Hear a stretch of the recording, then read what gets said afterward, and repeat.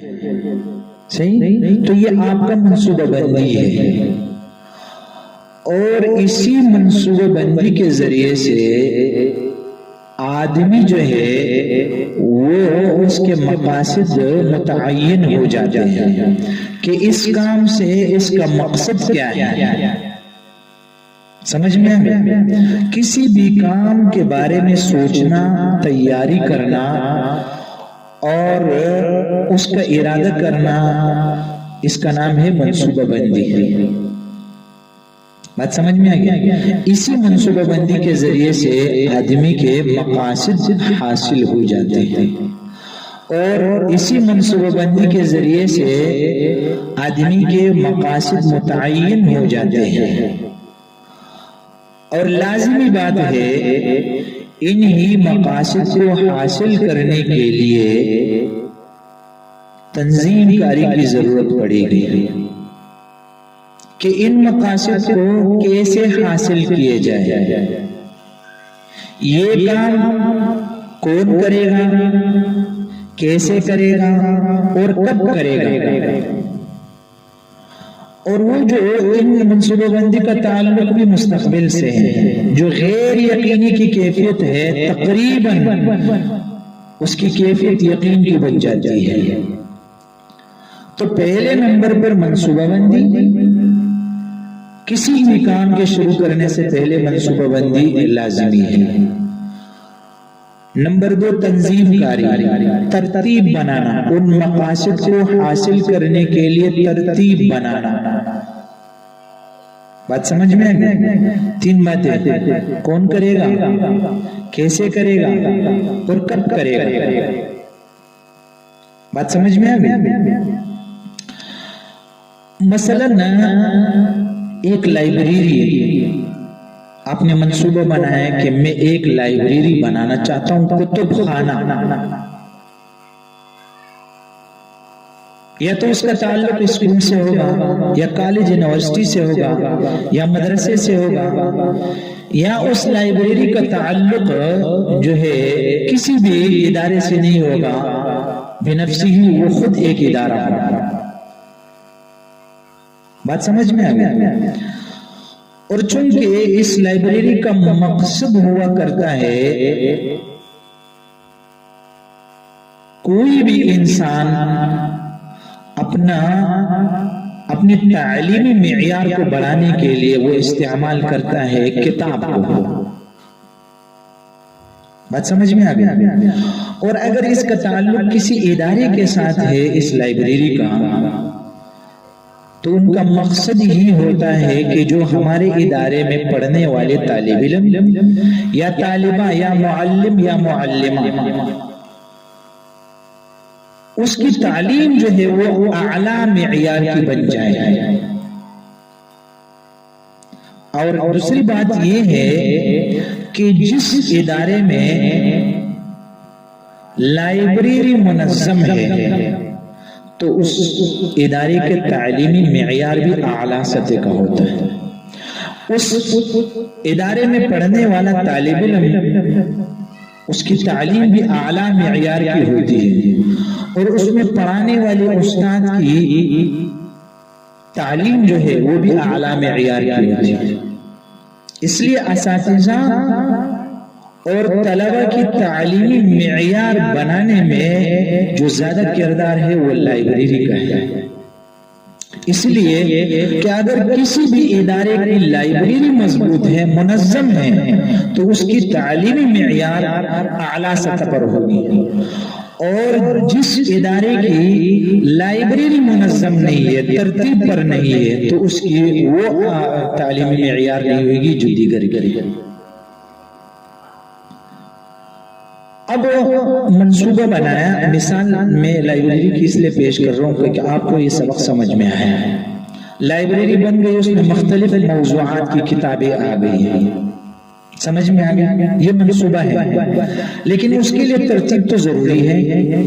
اس کے اندر الماریاں ہوں، اور اس کے لیے ایک عمارت کی ضرورت ہے، اور اس کے لیے کتنی کتابوں کی ضرورت ہے، مطالعے کے لیے ٹیبل کی ضرورت ہے، مطالعے کے لیے کرسیوں کی ضرورت ہے، اور بہت سارے اشیاء مثال کے طور پر ضرورت ہے۔ تو تنظیم کاری منصوبہ آپ کا کیا ہے؟ ایک لائبریری بنانا، اور اس میں اسباب کو مہیا کرنا، اس کا نام ہے تنظیم کاری۔ جس چیز کی ضرورت ہے اس کو پورا کرنا، اس کا نام ہے تنظیم کاری، ترتیب بنانا۔ اب سمجھ گئے بات کو؟ اب لازمی بات ہے کہ لائبریری میں ایک صفائی والا بھی ہونا چاہیے، اور ایک ناظم، نائب ناظم، اور جو ہے کیٹلاگ بنانے والا، جلساز، افراد کی ضرورت پڑے گی نا، چونکہ مقاصد پر عمل کرنے کے لیے، مقاصد کو حاصل کرنے کے لیے تنظیم کاری کی ضرورت ہے، لیکن تنظیم کاری کے لیے افراد کی ضرورت ہے۔ اسی افراد کو مہیا کرنے کو عملہ کاری کہتے ہیں۔ صفائی کا کام کس سے لینا ہے؟ اس کے لیے ایک آدمی رکھنا۔ جلد سازی کا کام وہ کون کرے گا؟ اس کے لیے ایک آدمی کی ضرورت ہے۔ لائبریری کے نظام چلانے کے لیے افراد چاہیے، وہ کس کے ذمے ہیں؟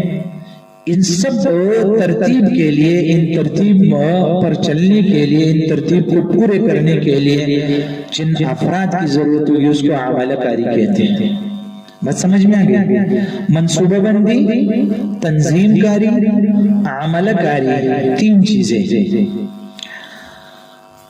اب لازمی بات ہے جب عملہ کاری آ گئی، عملہ آپ کے پاس آ گیا، مثلا ایک لائبریری کے اندر 10 افراد ہیں ناظم سمیت، اب یہی 5 چیزیں ایک ناظم اور منتظم کے فرائض میں سے بھی ہیں کہ کوئی بھی ناظم، کوئی بھی منتظم کسی بھی ادارے سے اس کا تعلق ہو اور اس کے ماتحت وہ کام کر رہے ہیں تو اس کے ذمہ داریوں میں چھوٹا ذمہ داری جو ہے وہ ہدایت کاری ہے۔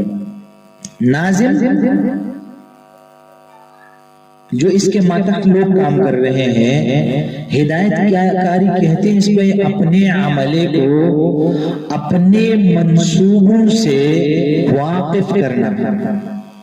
ہفتے میں ایک مرتبہ اجلاس منگوایا ہے، مثلا فیکٹری ہے، اس میں 30 لوگ کام کر رہے ہیں اور اس کے ایک مینیجر ہے، تو اب اس مینیجر کے لیے چاہیے کہ وہ اپنے عملے کو ہفتے میں، مہینے میں ایک مرتبہ جمع کر کے فیکٹری کے جو مقاصد ہیں اور جو منصوبے کے اندر طے شدہ ہے اس کے اوپر اس کو لیکچر دے دے۔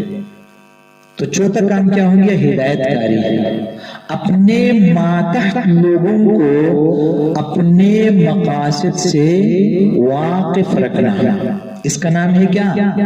ہدایت کاری۔ منصوبہ بندی، تنظیم کاری، عملہ کاری، ہدایت کاری، لیکچر دینا کہ ہمارے اس لائبریری کے مقاصد کیا ہیں، سمجھ میں آ گیا، تاکہ ان کو بھی واضح ہو۔ آپ کے فیکٹری کا ہر فرد کو یہ معلوم ہونا چاہیے کہ اس فیکٹری سے حاصل شدہ مقاصد کیا ہے، اس لیے بار بار ان کے اندر جذبہ پیدا ہوگا کہ یہ لائبریری کیوں بنائی گئی ہے، اس سے کون سے مقاصد حاصل کرنے ہیں، تو اس کے اندر وہ جذبہ پیدا ہوگا، بار بار ان کو لیکچر دینا۔ تو ناظم اور منتظم کے فرائض میں سے ہدایت کاری ہے، چوتھا کام، سمجھ میں آ گیا۔ اور آخری جو چیز ہے کنٹرول اور انضباط۔ ایک ناظم اور منتظم اور مینیجر کی یہ ذمہ داری ہے کہ وہ جو چیز مطلب پوری لائبریری اس نے کھولی ہے تو اس کا مکمل کنٹرول اس کے ہاتھ میں ہو۔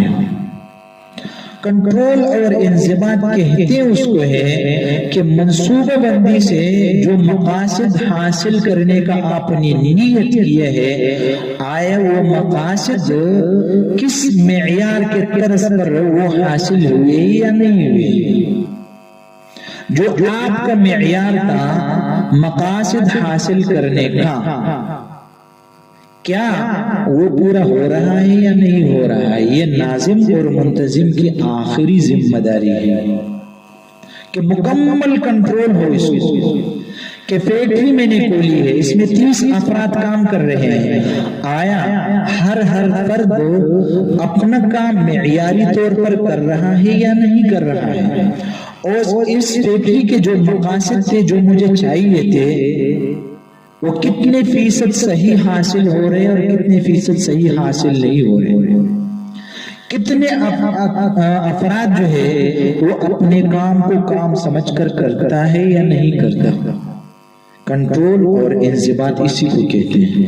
اس لیے کوئی بھی کام شروع کرنے سے پہلے ایک ناظم اور منتظم کو چاہیے کہ وہ ان 5 باتوں کا خیال رکھے: منصوبہ بندی، تنظیم کاری، حوالہ کاری، ہدایت کاری، کنٹرول اور انضباط۔